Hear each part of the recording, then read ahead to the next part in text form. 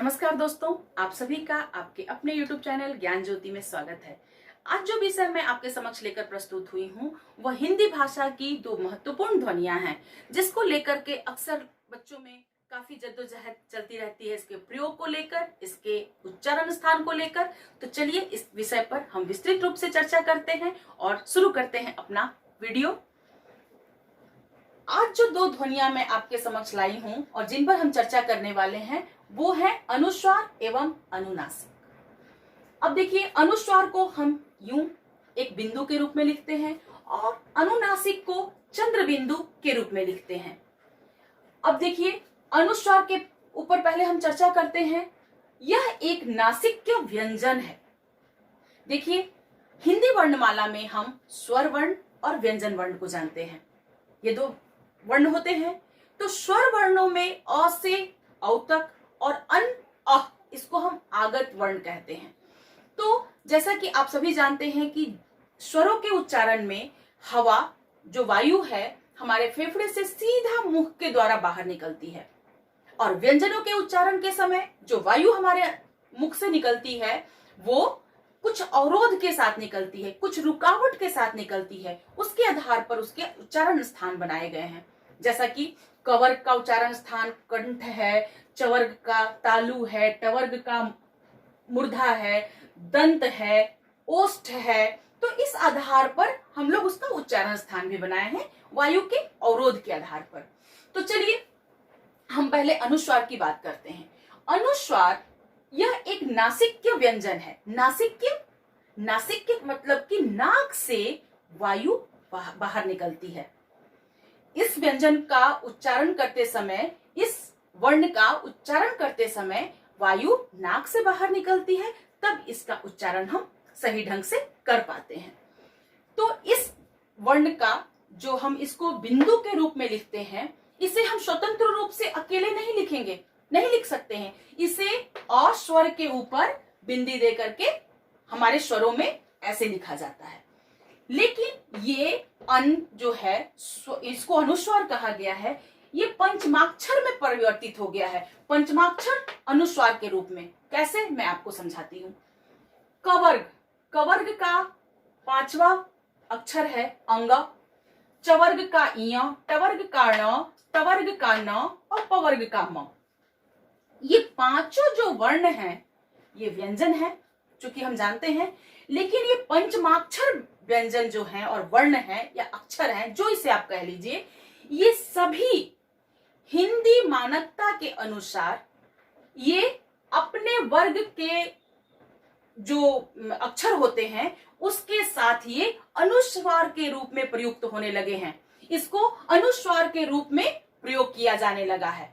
अतः ये सारे पंचमाक्षर जो मैंने यहाँ आपको लिखा है, ये सारे पंचमाक्षर अनुस्वार के रूप में प्रयुक्त होने लगे हैं। और चूंकि मैंने कहा कि ये नासिक्य व्यंजन है, तो इसे अब परिवर्तित कर दिया गया है। हालांकि संस्कृत भाषा में ये ज्यों के त्यों प्रयुक्त होते हैं, किंतु हिंदी में हम इसे ऐसे प्रयोग करते हैं। देखिए इसका नियम क्या है। जैसे मैंने लिखा गंगा, तो अंग जो है आधा आया है, और आधे के लिए पंचमाक्षर जब आधा होता है और अपने वर्ग के किसी वर्ण के साथ या अक्षर के साथ होता है या उसके बाद होता है कोई उसके वर्ग का अक्षर, तब ये अनुस्वार के रूप में परिवर्तित हो जाता है।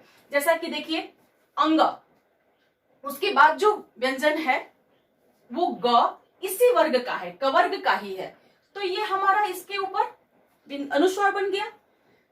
चवर्ग का देखिए य, चवर्ग का है च छ ज, तो ज के पहले जब य आधा आया है तो ये हमारा बन जाता है अनुस्वार। उसी तरह से देखिए झंडा, पहले आप लोग देखते होंगे पुरानी पुस्तकों में अण, आधा अण लिख करके उसको न का प्रयोग किया जाता था, आधा न का अंडरस्टैंडिंग के लिए लिखा जाता था। तो झंडा जो है हमारा इस तरह से न लिख करके अब यूं लिखा जाएगा, क्योंकि ये आधा ण ड के साथ आया है, जो कि उसी वर्ग का ट ठ ड ढ अण, तो उसी वर्ग का होने के कारण ये जो न है वो बिंदी के रूप में यानी कि अनुस्वार के रूप में प्रयुक्त होने लगा। उसी तरह से देखिए तवर्ग में ये जो न है, ये मंदिर में हमने आधा न लिखा है मंदिर, लेकिन चूंकि द जो है इसी वर्ग का है, त थ द ध न, तो इसी वर्ग का होने के कारण यहाँ देखिए ये अनुस्वार में परिवर्तित हो गया। उसी तरह ये म, चंपा, चूंकि म पवर्ग का है अक्षर, इसीलिए देखिए यहाँ पर चंपा, ये म आधा म अनुस्वार के रूप में प्रयुक्त हो गया है। तो यहाँ हमने देखा कि ये पांचों अक्षर अनुस्वार में परिवर्तित हो गए हैं। हमारी हिंदी भाषा में ये मानकता के अकॉर्डिंग ये प्रावधान है कि पंचमाक्षर अनुस्वार में परिवर्तित हो जाते हैं, और यह एक नासिक व्यंजन है। ये बहुत ही आपको मेमोरेबल चीज है जिसे आपको याद करनी होगी कि ये व्यंजन है। बार बार मैं इस बात को इसलिए रिपीट कर रही हूं कि बच्चे इसको बार बार स्वर स्वर स्वर जानते हैं, लेकिन सबसे ये मुख्य बात है कि ये व्यंजन है। चलिए, इसके बाद हमने समझ लिया कि अनुस्वार कहाँ इसका प्रयोग करते हैं, किस तरह से इसका प्रयोग होता है, और ये पंचमाक्षर जो हैं सारे अनुस्वार में परिवर्तित हो गए हैं। अब आइए आती है बारी अनुनासिक की।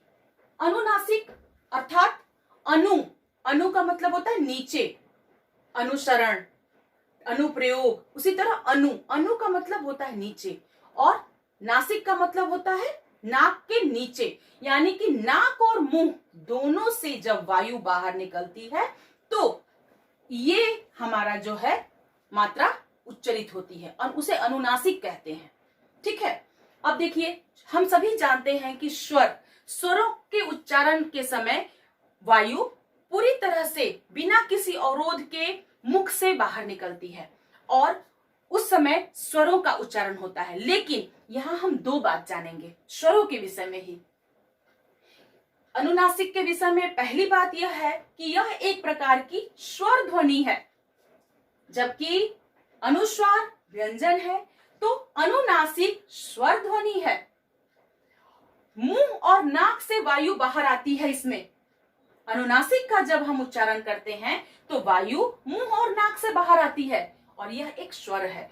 अब स्वरों के विषय में दो बहुत ही मार्केबल बात मैंने लिखी है, यहाँ पर आप ध्यान दीजिएगा। केवल मुंह से वायु बाहर निकालकर हम स्वरों का उच्चारण कर सकते हैं, जिसमें अ से औ तक हम जो निकालते हैं वो इस श्रेणी में आता है, और मुंह के साथ साथ नाक से भी जब वायु बाहर निकलती है दो जगहों से, तब नासिक्य वर्ण होता है, यानी कि अनुनासिक होता है। और अनुनासिक का उच्चारण के समय मुंह के साथ साथ नाक से भी वायु बाहर निकलती है। तो स्वर हमारे दो जगह से वायु बाहर निकलने के आधार पर डिसाइड होते हैं। देखिए, इसको हम उदाहरण द्वारा देखेंगे। आप एक चीज इसमें गौर कीजिएगा कि मैंने चंद्र बिंदु और अनुस्वार दोनों ही चिन्ह दिए हैं यहाँ पर। ऐसा क्यों, मैं बताती हूं।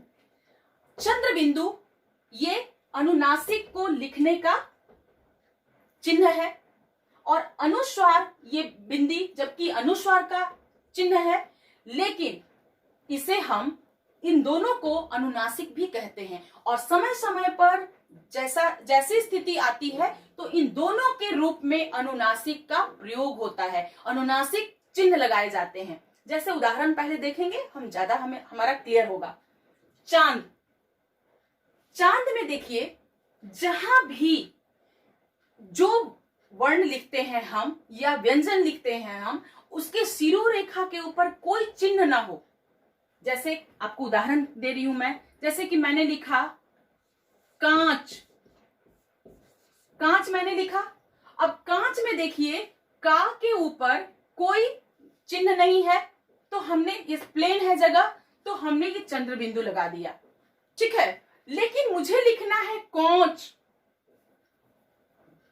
तो क्या कौच लिखते समय मैं अ की मात्रा और उसके बाद चंद्र बिंदु दो मात्राएं एक साथ लिखूंगी क्या? नहीं। तो हमें बारीकी से इसको समझना होगा कि जब किसी भी व्यंजन को लिखते समय या जो भी शब्द आप लिख रहे हैं, उसके शिरो रेखा पर अगर कोई पहला चिन्ह है तो ये चंद्र बिंदु अनुनासिक का प्रयोग नहीं होता है। ऐसे स्थान पर हम केवल बिंदी लगा देते हैं। जैसे मैंने यहां पर कांच, मैंने ऐसा लिखा। अब देखिए यहां उदाहरण देख लेते हैं। चांद, देखिए चा के ऊपर कोई चिन्ह नहीं है, इसलिए चांद हम लोगों ने वहां पर चंद्र बिंदु लगा दिया। गई, अब देखिए ई के ऊपर हमारा अनुनासिक प्रयोग हो रहा है, वो आ रहा है, मात्रा आ रही है उसकी, तो ई के जगह पर हमने सिर्फ और सिर्फ बिंदु का प्रयोग किया है। नेक्स्ट, पूंछ, सांस, अब देखिए यहां पर कोई भी चिन्ह नहीं है, इसलिए हमने यहां पर दोनों जगहों पर चंद्र बिंदु का प्रयोग किया है। लेकिन नीचे में, मैं, हैं, सौंफ, इन सभी जगहों पर अनुनासिक का प्रयोग होगा।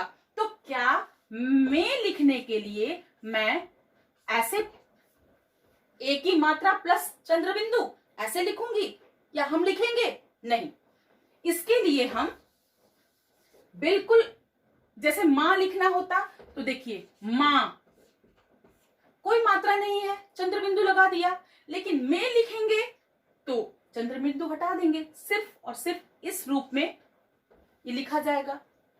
तो दोनों तरह से हम लोग अनुनासिक में इन चिन्हों का प्रयोग करते हैं और दोनों ही चिन्हों का प्रयोग अनुनासिक में होता है।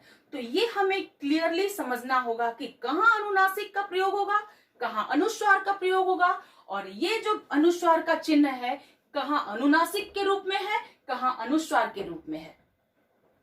ठीक है, तो यह एक व्यंजन है, यह एक स्वर है, और समय समय पर इसकी स्थिति के अकॉर्डिंग, सिरोरेखा के ऊपर चिन्ह के अकॉर्डिंग हम इसका प्रयोग चेंज करते हैं।